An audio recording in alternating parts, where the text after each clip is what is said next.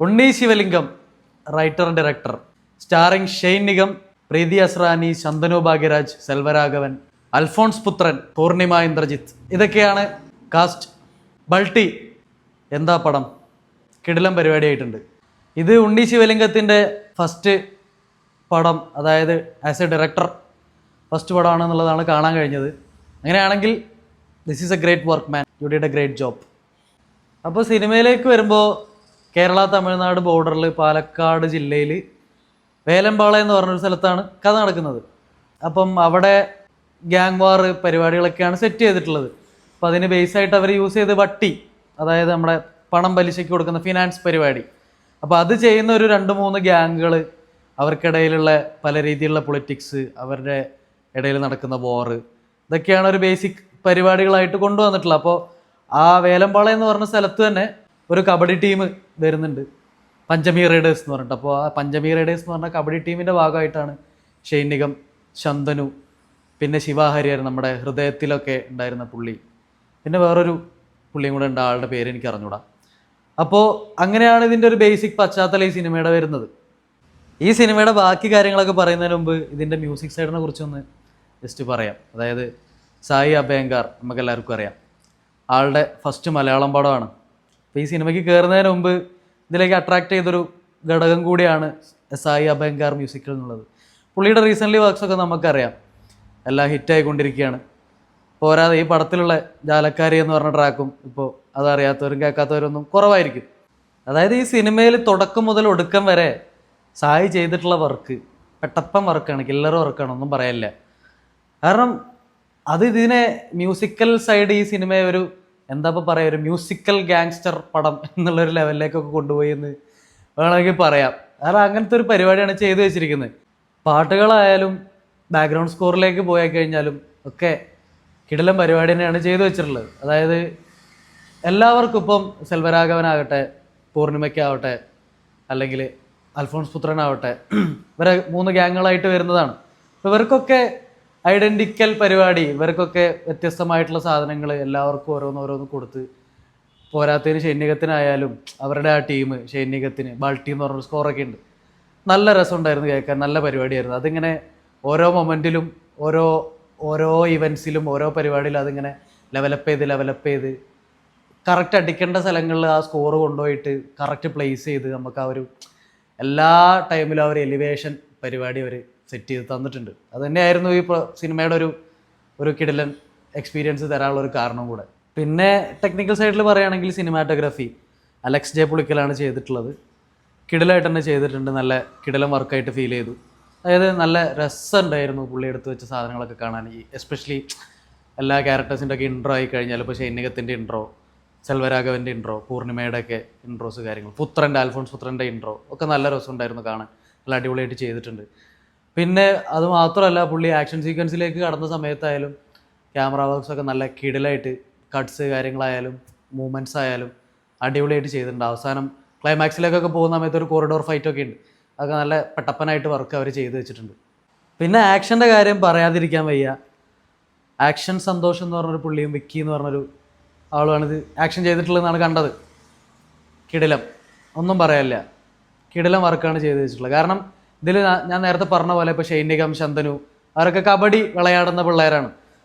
അപ്പോൾ അവർക്ക് എന്തായാലും ആ ഒരു കബഡിയുടെ ഫ്ലെക്സിബിലിറ്റി, ആ ഒരു അവരുടെ മൂവ്മെൻറ്റ്സിലും കാര്യങ്ങളൊക്കെ ആ ഒരു സാധനം ഉണ്ടാവും. ഈവൻ ഷെയ്ൻ നിഗം അത് ത്രൂ ഔട്ട് പിടിച്ച് ചെയ്തിട്ടുള്ളതാണ്, ഞാനത് പെർഫോമൻസിലേക്ക് വരുന്ന സമയത്ത് പറയാം. അപ്പം അങ്ങനെയുള്ളൊരു പരിപാടീൻ്റെ അകത്ത് ഈ ഒരു കബഡി സംഗതി ആക്ഷനിലേക്ക് വരുമ്പോൾ അവർ കബഡി അതുമായിട്ട് ഇൻകോപ്പറേറ്റ് ചെയ്ത് ആക്ഷൻ കൊറിയോഗ്രാഫി ചെയ്തത് പെടപ്പനായിട്ടുണ്ട്, ഒന്നും പറയാനില്ല. ബ്രില്യൻ വർക്ക് തന്നെയാണ് അവർ ചെയ്തു വെച്ചിട്ടുള്ളത്. ഇതിൻ്റെ അകത്ത് ഒരുപാട് ഫൈറ്റ് സീക്വൻസുകൾ വരുന്നുണ്ട്. അതായത് ഫസ്റ്റ് ഹാഫിൽ തന്നെ ഒരു 5 ഫൈറ്റ് എങ്ങാണ്ട് വന്നിട്ടുണ്ടായിരുന്നു എന്നാണ് എനിക്ക് തോന്നുന്നത്. സെക്കൻഡ് ഹാഫിലുണ്ട് ഒരുപാട്. അപ്പോൾ ഓരോ ഫൈറ്റ് സീക്വൻസുകളും ഒന്നിനൊന്ന് കിടലായിട്ടാണ് അവർ ചെയ്തു വെച്ചിട്ടുള്ളത്. ഞാൻ പറഞ്ഞല്ലോ, ഇവരുടെയൊക്കെ ഒരു സ്വാഗ്, പ്രസൻസ്, ശന്തനുവിൻ്റെ ഒക്കെ അതൊക്കെ കിടലായിട്ട് അവർ എടുത്തു വെച്ചിട്ടുണ്ട്. ആ ഓരോ സീക്വൻസുകളും ഒന്നിനൊന്ന് മികച്ചതായിട്ടാണ് എനിക്ക് ഫീൽ ചെയ്തത്. പിന്നെ അതിൻ്റെ കൂടെ തന്നെ ഈ ക്യാമറ മൂവ്മെൻറ്റ്സും പിന്നെ സായിയുടെ പെട്ട സ്കോറും കൂടെ ആയപ്പോൾ അതൊരു അടുത്ത നെക്സ്റ്റ് ലെവൽ പരിപാടിയായിട്ട് മാറിയെന്നാണ് എനിക്ക് ഫീൽ ചെയ്തത്. പിന്നെ പെർഫോമൻസുകളിലേക്ക് വരുമ്പോൾ മലയാളത്തിൽ നിന്ന് ഒരുപാട് ആർട്ടിസ്റ്റുകളുണ്ട്, തമിഴിൽ നിന്ന് ഒരുപാട് ആർട്ടിസ്റ്റുകൾ വന്നിട്ടുണ്ട്. ഇപ്പോൾ എടുത്തു പറയാൻ ഇപ്പോൾ ഷെയ്നിൻ്റെ പെർഫോമൻസ്, നമ്മളിപ്പോൾ ഷെയ്നിനെ കുറച്ചായിട്ട് മിസ് ചെയ്യുന്നുണ്ടെന്ന് തോന്നുന്നു. പക്ഷേ അത് പുള്ളി ഈ പടത്തിലൂടെ നല്ല വൃത്തിക്ക് ആ ഒരു മിസ്സിങ് പുള്ളി ഒഴിവാക്കി തന്നു എന്നാണ് എനിക്ക് തോന്നുന്നത്. കാരണം മൂപ്പരുടെ ഇതിൻ്റെ അകത്ത് പെർഫോമൻസ് നമുക്ക് ടോപ്പ് നോച്ച് പരിപാടിയാണ് പുള്ളി ചെയ്തു വെച്ചിട്ടുള്ളത്. ഇമോഷണൽ ആയിക്കഴിഞ്ഞാലും ഇമോഷണൽ സൈഡിലോട്ട് ആയിക്കഴിഞ്ഞാലും ആക്ഷൻ്റെ കാര്യത്തിലായാലും റൊമാൻസിൻ്റെ കാര്യത്തിലായാലും അതൊക്കെ എനിക്ക് ചെയ്യാനറിയാം, അല്ലെങ്കിൽ ഇതൊക്കെ എൻ്റെ സ്ട്രോങ് ഏരിയാസ് തന്നെയാണെന്ന് പുള്ളി ഉറക്കെ വിളിച്ച് പറയുന്ന ഒരു പരിപാടിയാണ് ഈ സിനിമേൻ്റെ അകത്തുകൂടെ പുള്ളി ചെയ്തു വെച്ചിരുന്നു. ചില മൊമെൻറ്റ്സിൽ ചില ഫൈറ്റിൻ്റെ ഇടയിലൊക്കെ പുള്ളിയുടെ ചില വരവുകളും സംഗതികളൊക്കെ ഉണ്ടായിരുന്നു. നല്ല സ്വാഗ് വെച്ചിട്ടുള്ള പരിപാടി തന്നെയാണ് അവർ ചെയ്തത്. പിന്നെ ശന്തനു പുള്ളിയുടെ സുഹൃത്തായിട്ട് തന്നെ വരുന്നൊരു ക്യാരക്ടറായിട്ടാണ് വന്നിട്ടുള്ളത്. പുള്ളിയും നല്ല അടിപൊളിയായിട്ട് തന്നെ ചെയ്തിട്ടുണ്ട്. പിന്നെ നേരത്തെ പറഞ്ഞ ശിവാഹരിഹരൻ, അവരുടെ ആ ടീമിൻ്റെ അംഗങ്ങളുടെ കാര്യമാണ് പറയുന്നത്.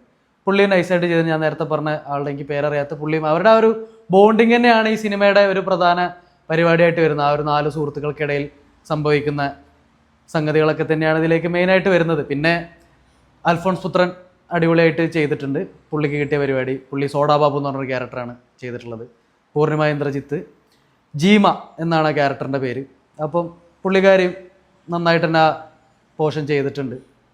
പിന്നെ സെൽവരാഘവൻ, ഞാൻ നേരത്തെ പറഞ്ഞ പോലെ പുള്ളിയാണ് ഇതിൽ മറ്റൊരു കഥാപാത്രമായിട്ട് വന്നിട്ടുള്ളത്. പോർത്താമരൈ ഭൈരവൻ എന്ന് പറഞ്ഞൊരു പലിശയ്ക്ക് പണം കൊടുക്കുന്ന ആളായിട്ടാണ് വന്നിട്ടുള്ളത്. അപ്പോൾ ഒരു പുള്ളിയുടെ കേസിലായിരുന്നു നമ്മളിപ്പോൾ തമിഴിൽ പുള്ളീനെ ഇടയ്ക്കിടയ്ക്ക് കാണുന്നുണ്ട്, സ്ക്രീനിൽ കാണുന്നുണ്ട്. അപ്പോൾ അതിൻ്റെ അകത്തേക്ക് നമ്മൾ നോക്കുമ്പോൾ ഇതിൽ പുള്ളി കുറച്ച് ഡിഫറെൻ്റ് ആയിട്ടുള്ളൊരു പരിപാടിയാണ് പുള്ളിനെ കൊണ്ട് ചെയ്യിച്ചിട്ടുള്ളത്. അത് നൈസായിട്ട് വർക്കായിട്ടുണ്ട്. ഒരു യൂഷ്വൽ വില്ലത്തരം പരിപാടികൾ ഒഴിവാക്കിയിട്ട് കുറച്ചൊരു ഡിഫറെൻറ്റ് പരിപാടി ചെയ്യാൻ നോക്കി, അത് വർക്കൗട്ട് ആയിട്ടുണ്ട്. പക്ഷേ ഞാൻ പറയുകയാണ്, ഷൈനികത്തിൻ്റെ പെർഫോമൻസ്, പുള്ളി ആളിതിൽ എല്ലാവരെയും ഔട്ട് പെർഫോം ചെയ്തു തന്നെ ഞാൻ വീണ്ടും പറയുകയാണ്. പിന്നെ സിനിമയിലില്ലെങ്കിൽ പോലും, അതായത് സ്ക്രീനിൽ വന്നിട്ടില്ലെങ്കിൽ പോലും സിനിമയിൽ ഉടനീളം നമ്മുടെ മുരളി ഗോപിയുടെ ഒരു പ്രസൻസ് നമുക്ക് ഫീൽ ചെയ്യും. കാരണം പുള്ളിയുടെ വോയിസ് ഓവർ നരേഷൻ സിനിമയിൽ ഒരുപാട് സ്ഥലത്ത് വരുന്നുണ്ട്. പിന്നെ ഈ ഒരു കഥ പറയാൻ ഇവർ യൂസ് ചെയ്തൊരു, ഞാൻ നേരത്തെ പറഞ്ഞ പോലെ ആ ഒരു ഗ്യാങ്, ആ ഒരു പരിപാടി, അപ്പോൾ അതിൽ ആ ഒരു വാറിന് വേണ്ടി ഇവർ പലിശ, ഫിനാൻസിങ് എന്ന് പറഞ്ഞൊരു സംഗതി യൂസ് ചെയ്ത് കുറച്ച് രസമായിട്ട് ഫീൽ ചെയ്തു. അതായത് എക്സൽ വട്ടി, ലാർജ് വട്ടി, ജംബോ വട്ടി, അങ്ങനെ കുറേ വട്ടികളൊക്കെ വന്നിട്ട് അതൊക്കെ കൂടി വന്നു. അപ്പോൾ ആ ഒരു പരിപാടി അവരതിന് ഈ പറഞ്ഞ പോലെ അവർ നെയിം ചെയ്തിട്ടുള്ള രീതികളും അവർ മൊത്തത്തിലുള്ള ആ പരിപാടികളും കുറച്ചൊരു ഫ്രഷ് ആയിട്ടുള്ളൊരു ഐഡിയ ആയിട്ട് ഫീൽ ചെയ്തു. അങ്ങനെ ഓവറോൾ ബൾട്ടി ഒരു കിടിലൻ പടമായിട്ടാണ് തോന്നിയത്. നല്ലൊരു എക്സ്പീരിയൻസ് തന്നെയായിരുന്നു. ഇന്നലെ ചില പ്രമുഖരുടെ സിനിമ കണ്ടപ്പോൾ ഉണ്ടായ ക്ഷീണം ഈ സിനിമ കണ്ടപ്പോൾ മാറി എന്നാണ് എനിക്ക് തോന്നുന്നത്. അപ്പോൾ എല്ലാവരും സിനിമ കണ്ടിട്ട് അഭിപ്രായങ്ങളും കാര്യങ്ങളൊക്കെ കമൻറ്റ് ബോക്സിൽ രേഖപ്പെടുത്തുക. എല്ലാവരും തിയേറ്ററിൽ നിന്ന് സിനിമ കാണാൻ ശ്രമിക്കുക. അപ്പോൾ അത്രയൊക്കെ ഉള്ളൂ. ബൾട്ടി, ബൈ.